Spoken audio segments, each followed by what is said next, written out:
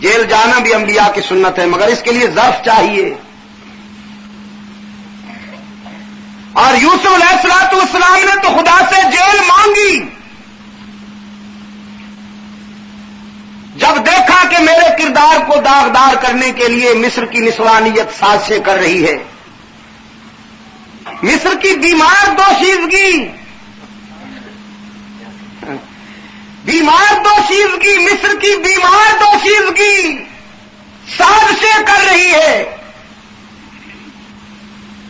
قرآن پاک نے وہ پس منظر بیان کیا. فرمایا وقال نسوة في المدينة امرأة العزيز تراود فتاها عن نفسه قد شغفها حبا إنا لنراها في ضلال مبين. مصر کی عورتوں نے تانا دیا عزیز مصر کی بیگم کو کہ جو کل بازاروں میں بکتا تھا آج اسے اپنا آئیڈیل بنا کے شہزادیوں کی محبت کو بھی بدنام کر دیا بدذوق نے. اگر چاہنا تھا تو کسی شہزادے کو چاہتی، یہ بازار میں بکنے والے کو محبوب بنایا، ہمیں بھی بدنام کر دیا. قرآن کہتا ہے فلما سمعت بمکرہن، جب عزیز مصر کی بیوی نے ان کا یہ تانا سنا، ارسلت الیہن، انہیں انوائٹ کیا، انہیں مدعو کیا، انہیں بلایا، وآتدت لہن متکئا، اور پھر قطار میں بٹھا کر ان کے سامنے دسترخوان بچھایا، فروٹ رکھے، سیب سجائے، وآتت کل واحدۃ منہن سکینا، اور پھر ہر ایک کے ہاتھ میں چھریاں دے دی تاکہ تم فروٹ کاٹ سکو. وقالت، اور پھر کہا اخرج علیہم، میرے محبوب ذرا باہر تو آئیے. یوسف سے کہا ذرا باہر آئیے نا، مجھے تانے دینے والی آپ دیکھے تو صحیح کہ جسے میں نے چاہا وہ معاشرے کا کوئی کمتر انسان نہیں، برتر انسان ہے. ادھر انہوں نے چھریاں اٹھائیں، ادھر یعقوب کا بے داغ بیٹا خلوت سے جلوت میں آیا. یعقوب کا بے داغ بیٹا خلوت سے جلوت میں آیا. قرآن پاک نے فرمایا فلما رأینہ اکبرنا، یوسف کی جوانی کے جلوے دیکھتے ہی مبہوت ہو گئی. اکبرنا، حواس کھو بیٹھی. میں نے سرگودا والوں سے پوچھا تھا اکبرنا کا کیا ترجمہ کروں، تو کہنے لگے جلیاں ہو گئیں، چلیاں ہو گئیں. یوسف نے دیکھے چلیاں ہو گئیں. پشاور والوں سے میں نے پوچھا کیا ترجمہ کروں، تو آواز آئی لیونیاں شو. ادھر سیالکوٹ کی طرف میں نے پوچھا کیا ترجمہ کروں، تو انہوں نے پنجابیوں نے بتایا دیوانیاں ہو گئیں. سرائکی والے آخدن کملیاں ہو گئیں، کملیاں تھی گئیں.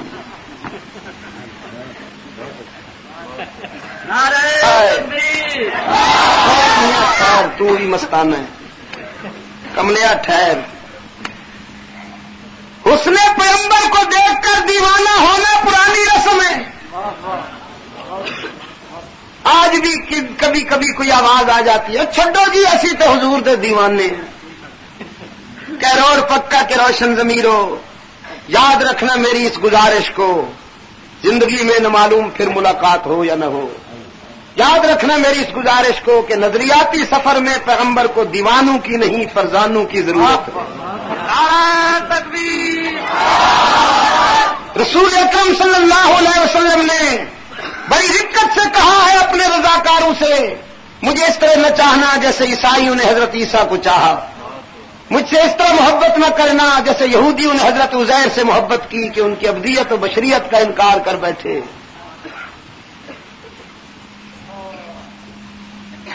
فلما رأينه اکبرنا، حضرت یوسف کو دیکھتے ہی حواس کھو بیٹھی اور یوسف کو بہت بڑا محسوس کیا. وقطعنا أيديهن، اور ہاتھ کاٹنے لگی، چھریاں ہاتھوں پہ چل گئی. وَقُلْنَا حَاشَ لِلَّهِ مَا هَذَا بَشَرًا، اور پھر چیخ چیخ کر کہنے لگی رب کی قسم ہم نے تو سمجھا تھا کوئی بشر ہوگا مگر یہ بشر نہیں. ان ھذا الا ملک کریم، یہ تو کوئی بہت سینئر نوری لگتا ہے، بہت بڑا نوری ہے کوئی. ہاتھ بھی کاٹ بیٹھی، ہاتھ بھی کاٹ بیٹھی، عقیدہ بھی کاٹ بیٹھی. ٹھوکر کھا گئی کہ نہیں؟ میں نے کہا جو حسن یوسفی کو نہ پچا سکے ان کی روحانی اولاد حسن مصطفی کو کیسے پچا سکے؟ یوسف حسین تھا لیکن محمد عربی کا تو کوئی مقابلہ نہیں، رحمت للعالمین کا تو کوئی مقابلہ نہیں. یوسف حسین تھا، یہ تو احسن ہے. حسن یوسف دم عیسیٰ ید بیضاداری، حسن یوسف دم عیسیٰ ید بیضاداری، آنچ خوبا ہم دارند تو تنہا داری. اور کروڑ پکا کے دوستو، اب ذرا بارگاہ رسالت کے عاشق صادق امیر شریعت سید عطا اللہ شاہ بخاری کے جذبات بھی سن لیجئے. اور دعوت دیتا ہوں میلاد خانوں کو، دعوت دیتا ہوں میلاد خانوں کو کہ سارے دیوان جمع کر کے لائیں، بخاری کے ایک شعر کا تو مقابلہ کر کے دکھائیں. فرماتے ہزار صبح بہار از نگاہ می چکداش. مجبوری یہ ہے کہ کلام فارسی میں ہے، وہ تو فارسی نمیدانی مارے گئے نا وہی سمجھیں گے جنہیں فارسی آتی ہو. ترجمے کا میرے پاس وقت نہیں ہے. ہزار صبح بہار از نگاہ می چکداش. چلو کرتا ہوں ترجمہ، لیکن کروں گا اپنے ذوق کے مطابق. کوئی فنی وہ گرامر وہ جیسے ہوتا ہے مکھی پہ مکھی مارنا، وہ ترجمہ نہیں کروں گا. ہزار صبح بہار از نگاہ می چکداش، جے سونا نظر اٹھا کے دیکھے تے بہار مچل پین. جنوں زے سایہ زلف سیاہ می چکداش، تے جے سونا زلف کھولے تے راتاں سیاہی دی بھیک منگن واسطے آ جان. چمن چمن گل و نسری زے عکس رخ ریزد، سبد سبد گل خنداز راہ می چکداش. وہ جس راستے سے گزر جائے گلشن مہک اٹھے، وہ جس راستے سے گزر جائے گلشن مہک اٹھے. اور جب مسکرا دے تو پھول جھڑنے لگے. بپیش گاہ جمالش، بپیش گاہ جمالش جلال سر بسجود. میں اس یتیم کی درویشی پہ کیوں قربان نہ جاؤں کہ جس کی کلندری کے حضور سکندری سر جھکائے نظر آئے، ہاں جس کی درویشی کی ٹھوکروں پر سکندری اڑتی نظر آئے، بپیش گاہ جمالش جلال سر بسجود چے خنداؤ چے تبسم کے جاہنی چکداش، اس کی مسکراہٹ کے ہر زاویے پر وقار سبق سیکھے، صداقت بزیر گلیمی رخشد دل کے فقر چے گویم کہ ماہنی چکداش، میں اس درویش کی عظمتوں پر کیوں قربان نہ جاؤں کہ جو دامن چھڑک دے تو ستارے گرے، جس کے دامن میں چاند پروئے ہوئے نظر آئے، چے گفتگو چے تبسم شہادت بہدوس، میں اس کے لبوں سے نکلنے والے ہر بول پہ کیوں قربان نہ جاؤں کہ جو اوپر دیکھ کر بولے تو قرآن بن جائے، سر بغریبہ ہو کے بولے تو حدیث بن جائے،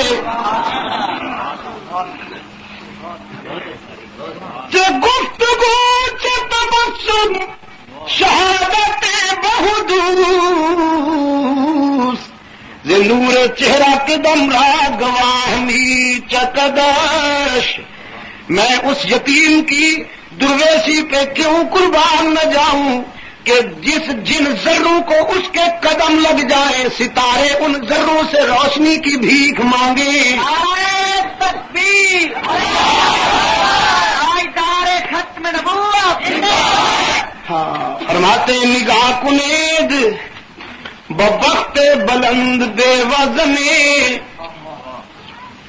اس 40 سال کی اس غم زدہ بیوہ کے مقدر تو دیکھو، نگاہ کنید ببخت بلند بے وزنے، 40 سال کی اس غم زدہ بیوہ کے مقدر تو دیکھو کہ از کنار غریبش چے ماہنی چکداش، کہ اس کے پہلو میں آسمان ہدایت کا کیسا حسین سراج منیر چمک رہا ہے،